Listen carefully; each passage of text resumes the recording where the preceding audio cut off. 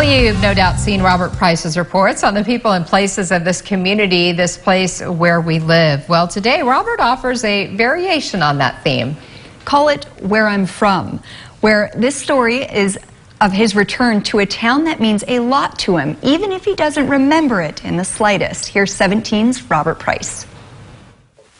Something has been bugging me for most of my adult life. I was born in a small Midwestern town a long, long time ago, and I left a long, long time ago and haven't been back until today. This is Ames, Iowa. Yes, I was born in Iowa. Not that I remember. I lived there only for about the first 19 or 20 months of my life. Nevertheless, I consider myself a member in good standing of the Born in Iowa Club, which is replete with American icons. Do I qualify? I decided to reacquaint myself with the town of Ames. My son Ben and I flew to Chicago, ate some deep dish pizza, rented a car, drove west, and set out to further establish Iowa as the cradle of American culture. First stop, Davenport, Iowa, on the west bank of the Mississippi River. Just north of town is the 1846 birthplace of Buffalo Bill Cody, frontiersman and showman. Here it is, a rock at a rural crossroads. Not an auspicious way to begin. Next stop, West Branch, Iowa, birthplace of Herbert Hoover, our 31st president, born in 1874.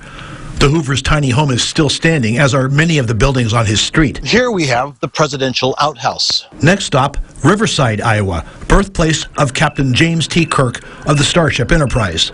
Well, future birthplace, March 22nd, 2233. We know this thanks to the 1986 film Star Trek: The Voyage Home, in which a local says to William Shatner's Captain Kirk, "Don't tell me you're from outer space."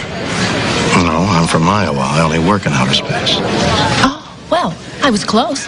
And the Riverside Town Council voted unanimously to declare Riverside that Iowa town.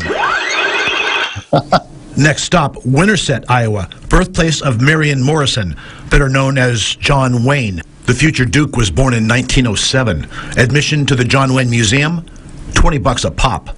I'll pass. And on to Corning, Iowa, where Tonight Show host Johnny Carson was born in 1925. His family moved to Nebraska when he was 8, but that doesn't trouble the folks in Corning one bit. That evening, we reached the state capital of Des Moines, ate dinner, then took a right turn onto US 35 and drove 30 miles north to my long-lost hometown. Ames is the home of Iowa State University of Science and Technology and the Ames Laboratory, one of the U.S. Department of Energy's 10 science research labs.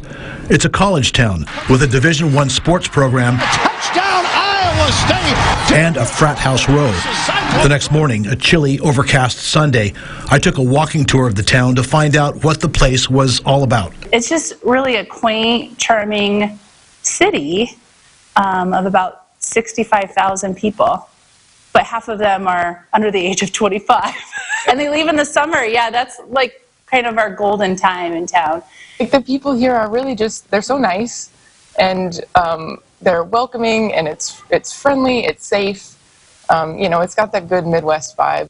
But it wasn't academia or the chance to watch the Cyclones on crisp autumn Saturdays that brought the Reverend R. Eugene Price to Ames with his young wife Carol. It was the promise of his first church, here at what was then the First Church of God, and about 2 blocks away, 1208 Wilson Avenue, owned by the church specifically for its minister and his family. No automatic washing machine for the preacher's wife. No other woman in the church had one, so she sure wasn't going to get one. Little Bobby's diapers went on the clothesline outside. In the end, my dad's salary, $40 a week, wasn't cutting it. We moved to California, where my sister Susan was born, and Dad eventually joined the Navy so he could feed his family. I'll bet they have an automatic washing machine now. I had to go and see, of course. Would they even open the door for me? I polled the townsfolk on that question.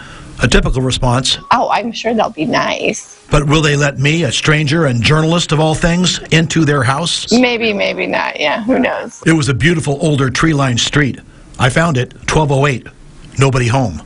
So I went back to downtown Ames, about 5 blocks of stores a couple miles east of the university, where the shopkeepers personified Iowa nice. They were all walking, talking Chamber of Commerce advertisements. Ames is literally the best place in the entire world. It has the best of literally everything. After a couple of hours, I went back to 1208 Wilson Avenue. Nope, still nobody home.